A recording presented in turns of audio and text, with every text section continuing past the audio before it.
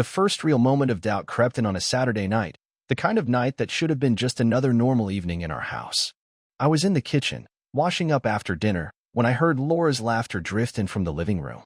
It wasn't her usual laugh, the one she gave me when I made a dumb joke or when we reminisced about old memories. No, this one was different, light, flirty, like she was trying to impress someone. I frowned, drying my hands on a dish towel as I walked toward the doorway. She was on a video call. That wasn't unusual. She had friends, colleagues, people she kept in touch with. But it was the way she was sitting that stopped me cold. She was curled up on the couch, her legs tucked under her, playing absently with her hair, and smiling in a way I hadn't seen in a long time. The expression on her face wasn't one of casual conversation. It was the kind of look a woman gives when she's interested, when she wants to be seen a certain way. I leaned against the doorway, just out of sight, listening.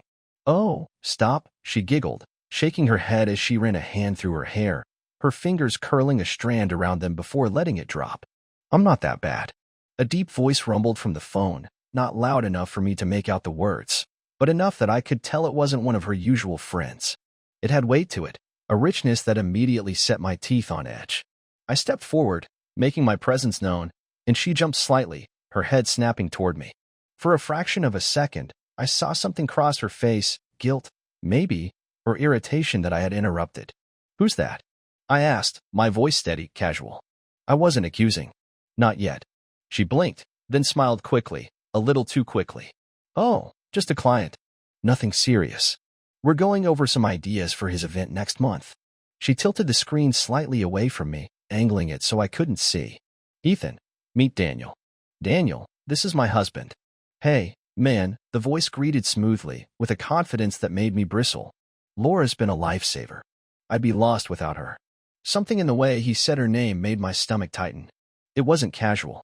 It wasn't professional. It was too damn familiar. Laura cleared her throat, shifting slightly. "We're almost done here, babe. Just give me a few more minutes." I didn't answer right away. Instead, I studied her, the way her shoulders were just a little too tense, the way she wasn't meeting my eyes properly.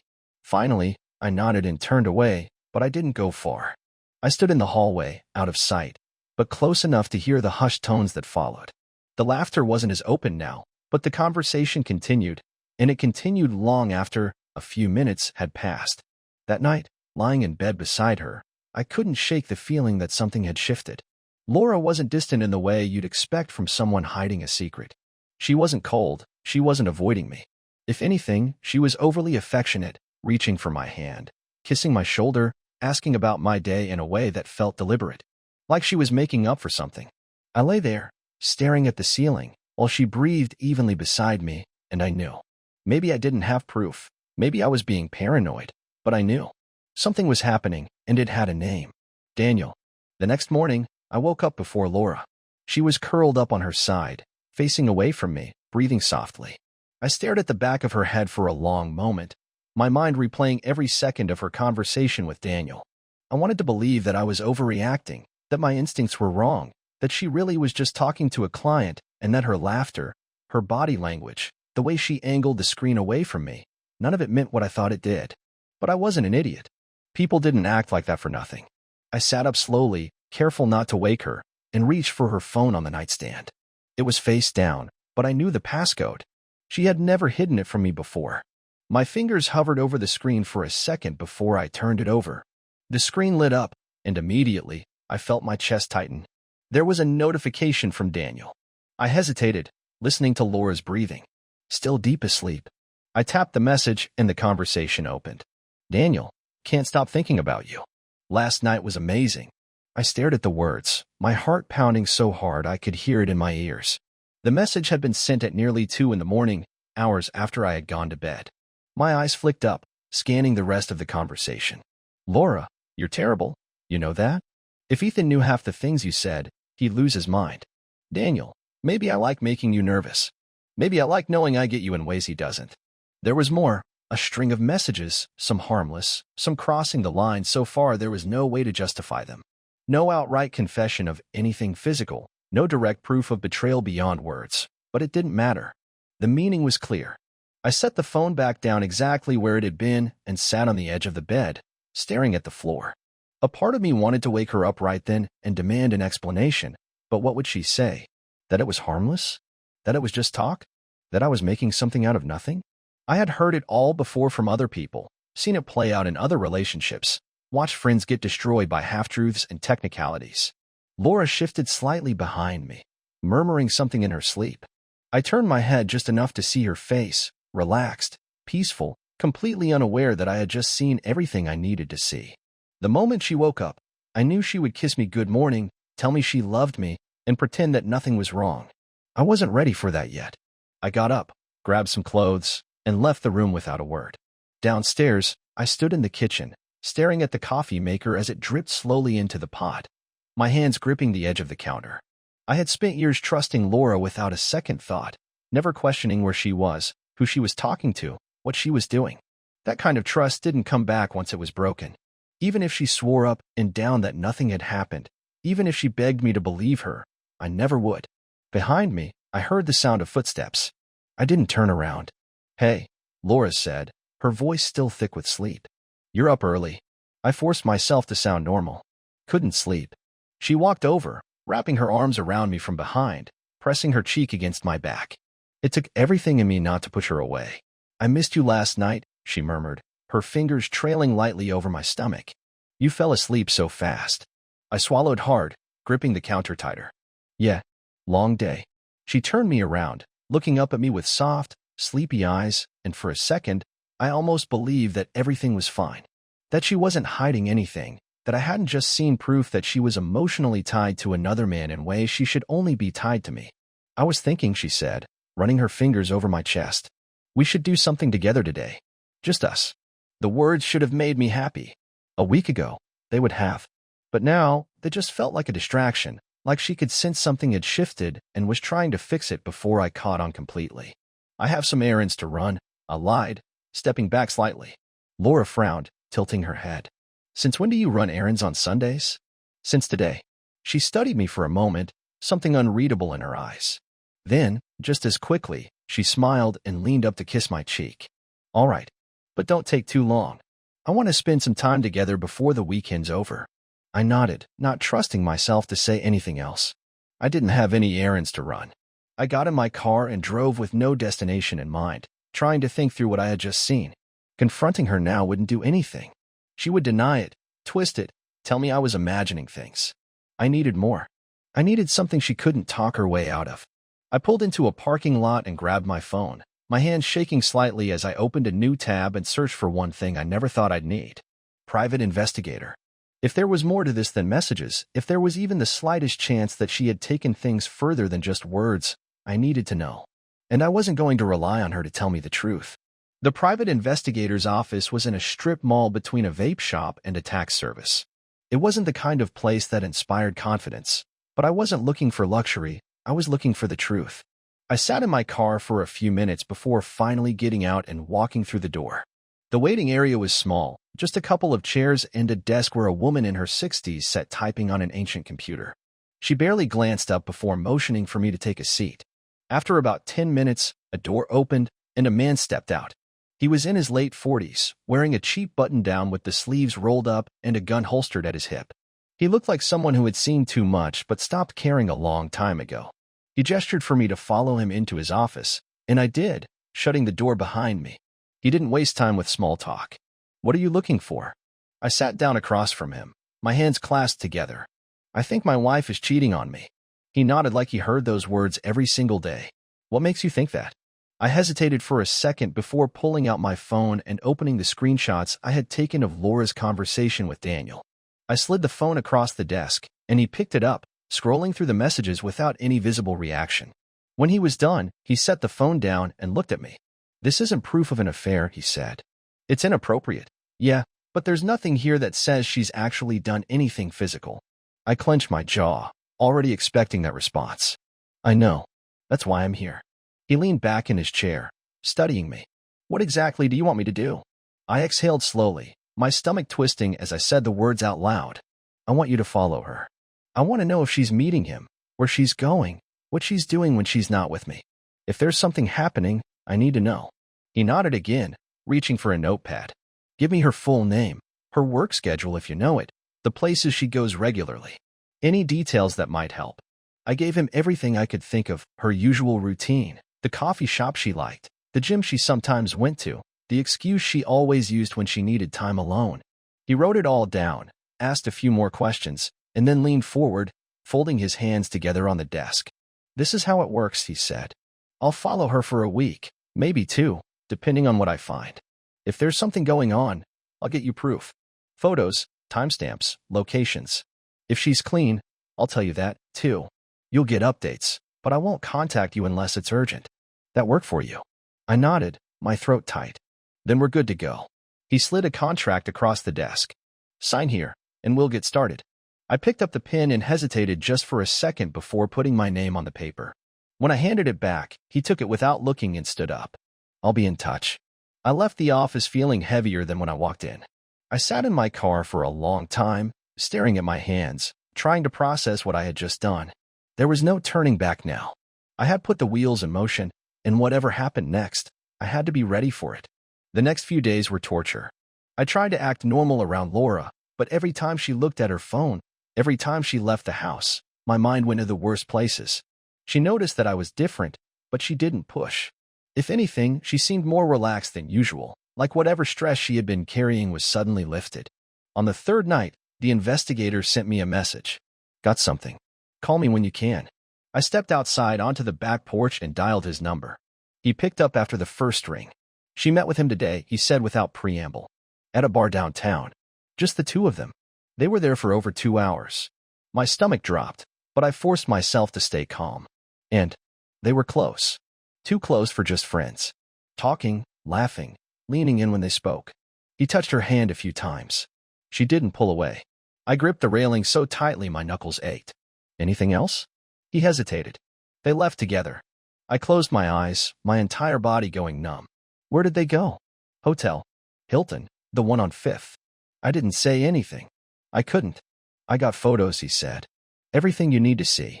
I took a slow, shaky breath. "Send them to me." "Are you sure?" "Yes." A few seconds later, my phone buzzed with incoming messages. I clicked on the first one, and there it was, Laura walking into the hotel with Daniel, her body angled toward him, his hand resting on the small of her back. I swiped to the next photo, and the next, each one driving the knife in deeper. The last one was of them at the hotel entrance, standing close, her lips just inches from his as he whispered something in her ear. I ended the call without another word. My hands were shaking so badly I almost dropped the phone. It wasn't a suspicion anymore. It wasn't paranoia. It was real.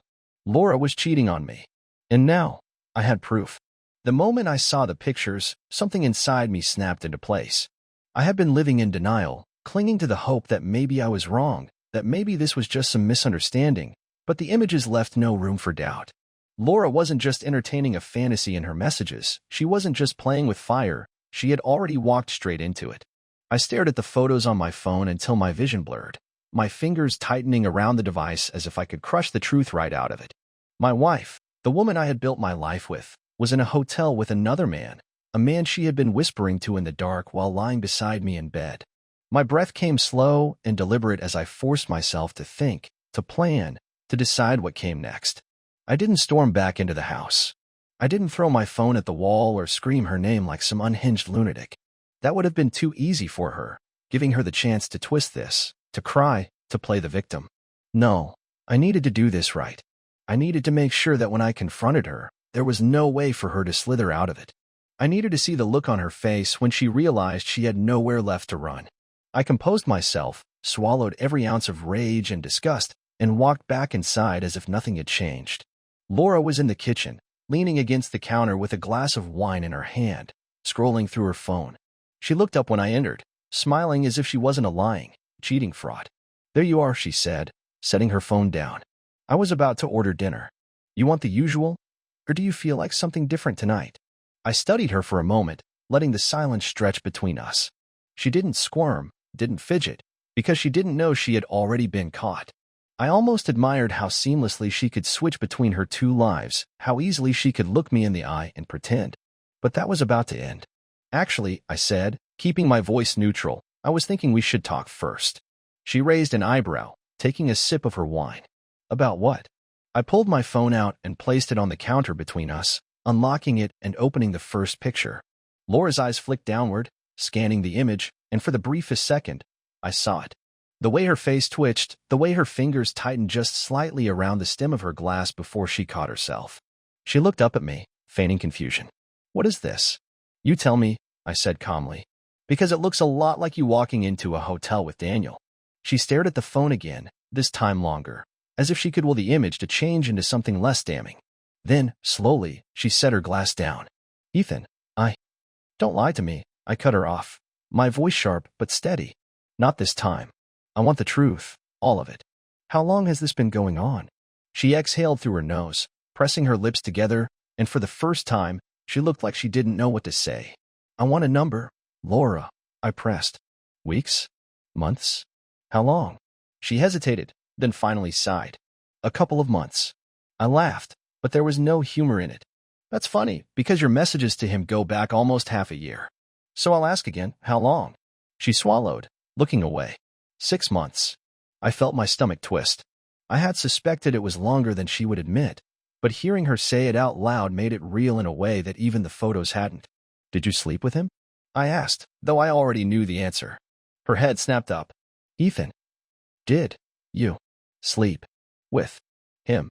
She looked down at the counter, her hands gripping the edge as if it could hold her up. Then, in a voice barely above a whisper, she said, "Yes." Something in the room shifted. Maybe it was just in my head, but everything felt heavier, like the air itself had thickened with the weight of her words. I nodded slowly, absorbing it, letting it sink into every part of me. "How many times?" Laura flinched. "Ethan, please." "How many?" She hesitated again, and I knew she was deciding whether to tell me the truth or to soften the blow with another lie. Finally, she exhaled. "I don't know. A few." I laughed again, shaking my head. "A few. Right." I turned away, gripping the back of one of the dining chairs, trying to ground myself, to keep from exploding. She took a small step toward me. "It didn't mean anything," she said quickly. "I swear, Ethan, I never wanted to hurt you. I was just—" "Spare me," I snapped, spinning back around to face her. "You don't accidentally end up in a hotel with someone multiple times over 6 months. You don't send messages about how much you miss them if it doesn't mean anything." Her mouth opened, then closed, because she knew there was nothing she could say to argue with that. I straightened, my mind suddenly clear. "Here's what's going to happen. You're going to pack a bag, and you're going to leave. Tonight. I don't care where you go, his place, a hotel, your sister's house. But you're not staying here." Her eyes widened. "Ethan, don't argue with me," I said, my voice like steel. "I have given you years of my life. I have trusted you. I have been faithful to you. And this is what you do? This is what you throw it all away for?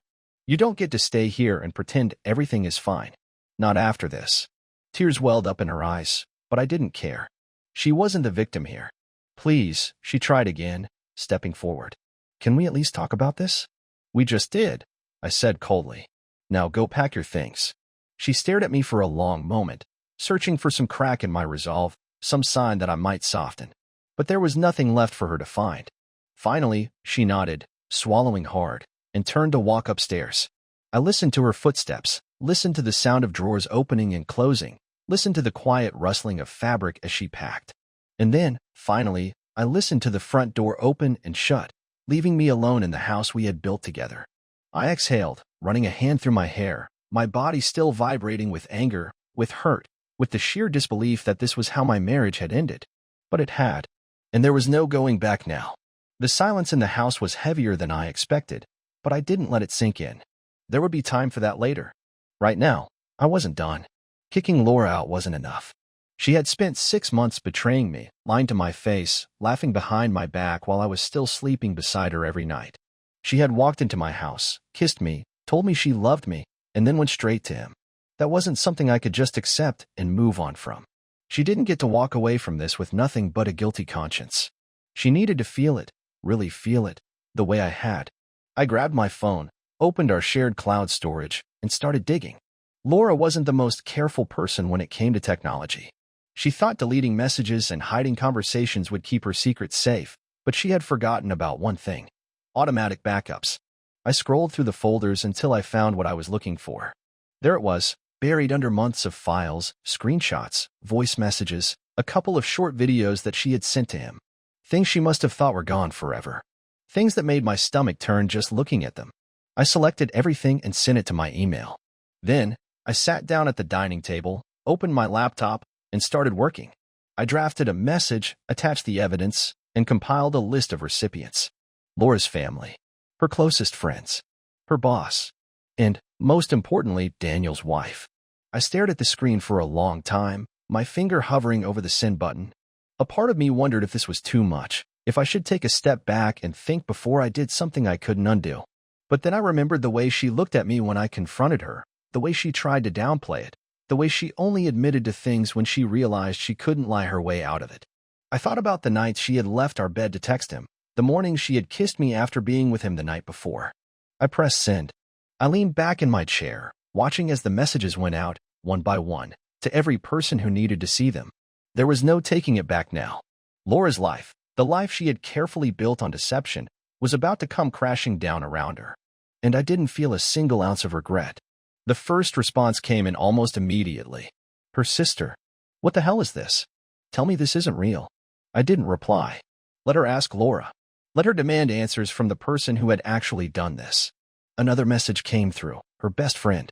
Ethan, please tell me this is a joke. This can't be real. It was real. And soon, everyone would know it. A few minutes later, my phone rang. I didn't even have to check the screen to know it was Laura. I let it ring. Then it rang again. And again. She must have realized what I had done, and now she was scrambling, desperate to do damage control. I turned off my phone and sat in the quiet, letting the weight of what I had just done settle over me. Half an hour passed before there was a loud, frantic knock at the front door. I didn't move. The knocking came again, harder this time. Then her voice. Ethan, open the damn door. I stayed in my chair, staring at the laptop screen. Ethan, I know you're in there. We need to talk. No, we didn't. Please, just let me explain. I stood up, walked over to the door, and unlocked it. When I pulled it open, she was standing there, her face flushed, her eyes wild with panic. What the hell did you do? She demanded, shoving her phone at me. My mom is freaking out. My boss called me. Daniel's wife, Ethan. Why would you do this? I looked at her, really looked at her, and felt nothing. No love, no sadness, no longing. Just cold, detached satisfaction. You deserved it. She let out a sharp breath, running a hand through her hair. Do you have any idea what you've done? My job, my reputation. You should have thought about that before you spread your legs for someone else, I interrupted. She flinched, her face twisting with something between anger and shame. I never wanted this to happen, Ethan. I didn't mean for it to go this far. But it did, I said flatly. And now you have to live with it. She stared at me, her breathing uneven. I get that you're hurt, but this is too far. You ruined my life. I let out a short, humorless laugh. No, Laura, you ruined your own life. I just made sure everyone else saw the truth. She opened her mouth, then closed it again, her eyes darting away. She had nothing left to say, nothing that would make any of this better. I hope it was worth it, I said finally, stepping back and closing the door in her face. For the first time in months, I felt something close to peace. Laura didn't come back to the house after that night, not that I expected her to. She called a few more times, sent messages that I didn't bother reading, but eventually, the silence settled. I knew she wasn't done, though. I had been married to her long enough to understand that she wasn't the type to accept consequences without a fight. When she finally did reach me in a way I couldn't ignore, it wasn't through a desperate voicemail or another plea at the front door. It was through our lawyer. A meeting was scheduled for the following week. It was supposed to be a discussion about the divorce, the division of assets, how we would handle the logistics of unraveling the life we had built together. I had no problem meeting with the lawyer. What I didn't expect was for Laura to insist on talking to me first, alone. I wasn't interested, but the lawyer suggested it might make the process smoother, so I agreed, not because I wanted to hear anything she had to say, but because I was ready to end this and never see her again. She was already sitting at the table when I arrived at the office, her hands folded in front of her, her face carefully composed. She had lost weight in the past week, dark circles under her eyes, her usual confidence dulled into something more fragile. I didn't care. I took my seat across from her and waited. I just want to talk before the lawyers get involved, she said finally. Talk, I said. She exhaled, choosing her words carefully. I know I can't fix what I did. I know I hurt you more than I can ever take back. But I need you to understand that it wasn't about you. It wasn't because I didn't love you. I laughed, shaking my head. You don't cheat on someone you love, Laura. You don't lie to them for months, sneak around behind their back, humiliate them. If you loved me, none of this would have happened. She flinched, but didn't look away. I was lost, she said, almost whispering. I felt like I wasn't myself anymore. I don't know when it started, but one day I just felt like I was drowning, and Daniel, he made me feel alive again. I leaned forward, my voice calm but firm. You could have talked to me. You could have told me how you felt. Instead, you made a choice. Over and over again. So don't sit here and tell me you were lost, like it just happened to you. You knew exactly what you were doing. She nodded slowly, looking down at her hands. I did. And I hate myself for it. I didn't believe that. She didn't hate herself for what she did. She hated that she got caught. She hated that I exposed her, that she had to deal with the fallout. I'm not asking for forgiveness, she said quietly. I need to know if we can ever be okay again. Not as a couple, just as people. I studied her, trying to feel something: anger, sadness, nostalgia. But there was nothing left. She had drained it all from me. No, I said simply. We can't. A tear slipped down her cheek, and she wiped it away quickly. Then I guess this is it. It was over the moment you walked into that hotel, I said, standing up. Everything else was just confirmation. She looked up at me, searching for something that wasn't there anymore. I loved you, Ethan. I really did. I met her eyes one last time before walking away. Not enough. And with that, I left, closing the door behind me, knowing I would never open another one for her again.